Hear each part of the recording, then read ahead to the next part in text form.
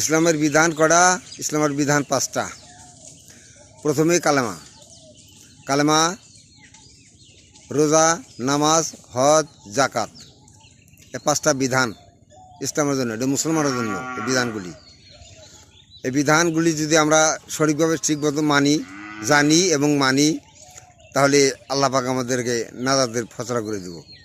মুসলমানের বিধান 5টা: কালেমা, রোজা, নামাজ, হজ, জাকাত। এই 5টা বিধান আল্লাহ পাক দিছে। আল্লাহ পাক মুসলমানের জন্য দিছে 5টা বিধান। ইসলামের জন্য এই 5টা বিধান দিয়ে দিছে আল্লাহ পাক। এই 5টা বিধান যদি আমরা দুনিয়াতে মাইনে চলতে পারি, মানি, তাহলেই আমাদের জীবনটা সফল। কাজে আমরা চেষ্টা করবো এই 5টা বিধান মানার জন্য।